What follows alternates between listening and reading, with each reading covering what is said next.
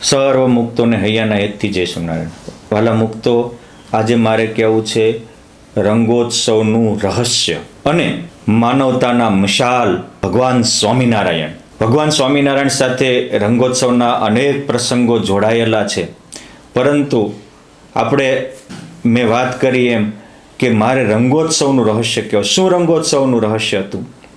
ભગવાન સ્વામિનારાયણે વિક્રમ સંવત 1872માં જ્ઞાનબાગમાં, જે આજે પણ ચુનાબંધ ચોતરો બ્રહ્માનંદ સ્વામી બાંધેલો છે, ત્યાં બેઠા હતા અને ભગવાને રંગોત્સવ કરતા પહેલા બે હાથ ઊંચા કરી તાળી પાડીને કહ્યું હતું કે સાંભળો, જે કોઈ પુરુષ સ્ત્રીની વાસના રાખશે તો હજારો યુગ સુધી એને ભૂત યોનિમાં ભટકવું પડશે અને ખાવાની વિષ્ટાને પીવાના પેશાબનો વારો આવશે. અને જે કોઈ નારી નરની વાસના રાખશે તો એ પણ ભૂતડી કે પિચાસની થઈને ભટકશે. પરંતુ મારો આશરો રાખીને, મારો વિશ્વાસ રાખીને મને અક્ષરાધિપતિ પુરુષોત્તમ નારાયણ માનીને ભજશો તો હું તમને છતાં દે બ્રહ્માનંદ ને પરમાનંદના ભોગતા કરી દઈશ. ભગવાન જેવો આયુષ, ભગવાન જેટલી આયુષ, ભગવાન જેવો આનંદ, ભગવાન જેવી અલૌકિકતાથી આપણો આત્મા નાચી ઉઠશે. આની માટે સુંદર ચરિત્ર તમે સાંભળજો, રોમ રોમ નાચી ઉઠશે. ઘટના એ હતી કે એ રંગોત્સવના દિવસે ભગવાન સ્વામિનારાયણ આટલી વાત કરીને સભામાં બેઠા હતા અને વડનગર વિસનગરથી બે બંધુઓ આવ્યા હતા અને એ ત્યાં ભાવસાર બંધુઓ બેઠા હતા. એમાં ભગવાન સ્વામિનારાયણે હિંડોળામાંથી જ તે લાંબો હાથ કરી અને એમાં સભામાં હોતા હતા ઝુમખરામ એના મસ્તક ઉપર હોટી મારી. એવી એના મસ્તક ઉપર હોટી લાગી એટલે ઝબાક દઈને જાગી ગયો. પરંતુ પુરુષોત્તમ નારાયણની સોટીએ તો એના હૃદયમાં રહેલા તમામ દોષો નાશ કરી દીધા. આત્મામાં પરમાત્માની મૂર્તિ રમતી થઈ ગઈ અને જ્યાં જોઈએ ત્યાં એને રામજી બીજુના ભાષે રે સિયા રામમય સબ જગ જાની કરહું પ્રણામ જોરી જુગ પાની, આવી અલૌકિકતાથી ભરી દીધો. એટલે પછી જ્યાં જોઈએ ત્યાં એને ભગવાન દેખાવા લાગ્યા. એટલે એ કહેવા લાગ્યા કે પ્રભુ, જ્યારે હું સંભાળું ત્યારે તમારી મૂર્તિ દેખાય, પછી ન દેખાય, એવી કૃપા કરો. ભગવાને એવું કર્યું. પણ કહે છે કે પ્રભુ, આટલી બધી મારા ઉપર કરુણા કરી, એનું કારણ શું?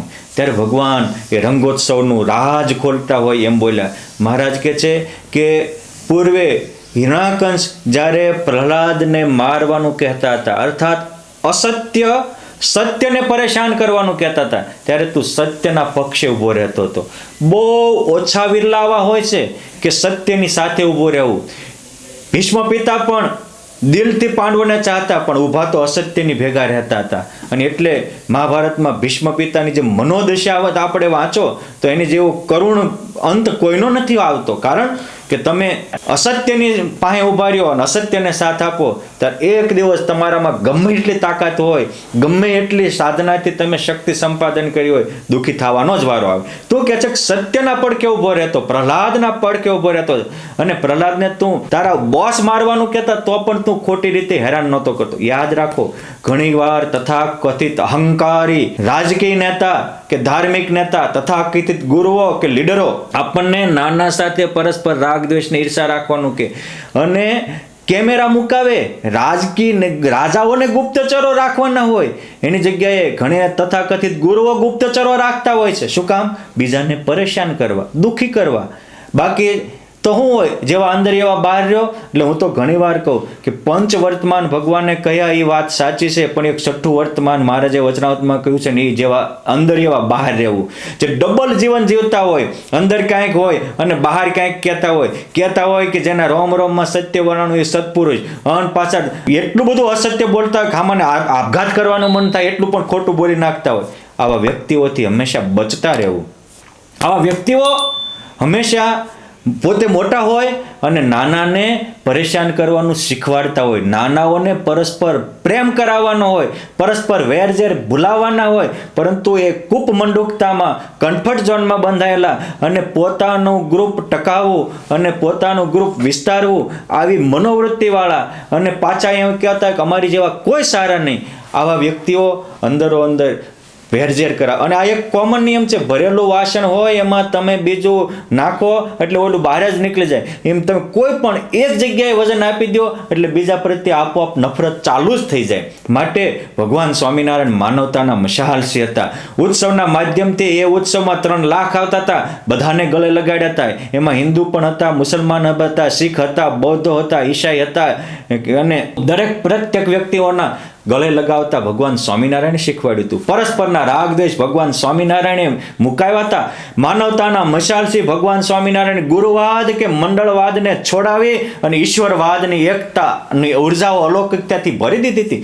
ભગવાન સ્વામિનારાયણ કહે છે કે સાંભળ ઝુમખરામ, તે માનવતાનો મિશાલી બની અને એ વખતે પ્રહલાદ ઉપર કરુણા રાખી એ દયા નામના ગુણથી તું દર જન્મ સુખી થતો હતો. અને એના કારણે આજે મેં તને આ તારા આત્મામાં પરમાત્માની મૂર્તિ રમતી કરી દીધી. મુક્તો આપણું કેમ? એના આત્મામાં તો પરમાત્મા રમતા થઈ ગયા. એ તો અત્યારે મૂર્તિ રૂપી માળામાં વિરામ કરી અને પરમાનંદનો ભોગતા બન્યો છે. પરંતુ આપણું કેમ? આપણે એવા થશું કે કેમ? એ હતા ઝુમખરામ. અને બીજી સાંભળો, એના જ ભાઈ હતા મુંગટરામ. એ પછી વડનગર વિસનગરથી આજે ગંગાપુર કહેવાય, એ વખતે એને ગાંડાપુર કહેવાતું હતું, ત્યાં કમાવા ગયા હતા. અને એક દિવસ ભગવાન સ્વામિનારાયણે દિવ્ય દર્શન આપી અને મુંગટરામને કહ્યું કે મુંગટરામ, આજથી 10મા દિવસે હું તને તેડવા આવીશ, પરંતુ યાદ રાખજે તું બીમાર પડ 8મા દિવસે ત્યારે તારા માતા પિતાને તારી નજીક ના આવવા દેતો. અરે પ્રભુ કેમ? ભગવાન કહે છે કે એનું રહસ્ય એ છે. એમ કે મહારાજ રહસ્ય કહી અને નીકળી ગયા.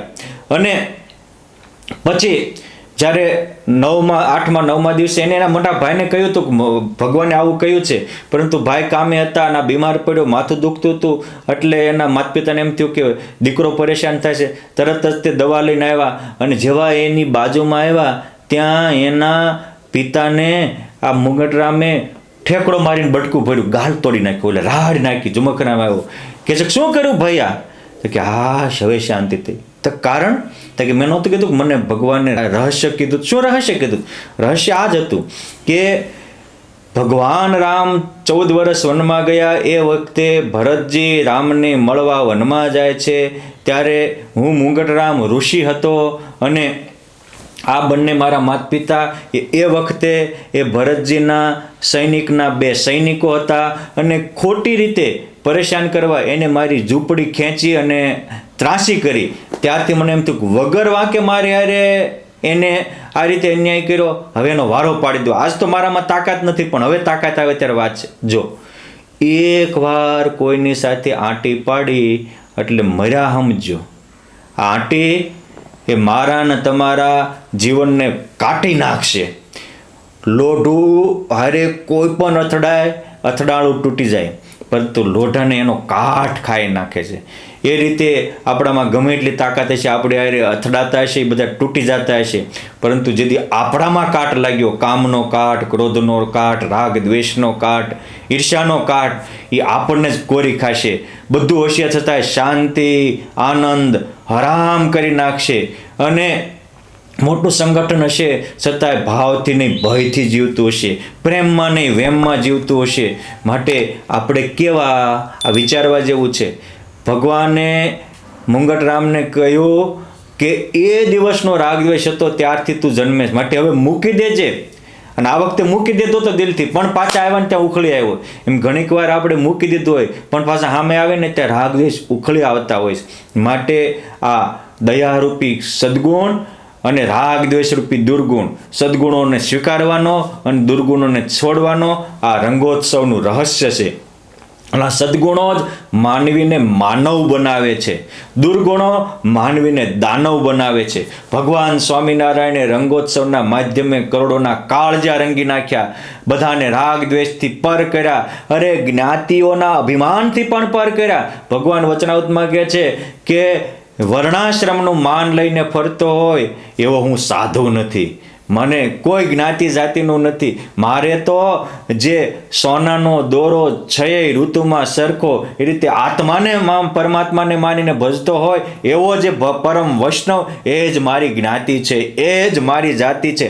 અને જે બ્રહ્મરૂપ થઈને પરબ્રહ્મને ભજતા હોય એવા પરમ વૈષ્ણવોના ભેગા અહીંયા પણ રહેવું છે અને ધામમાં પણ એની ભેગા રહેવું છે.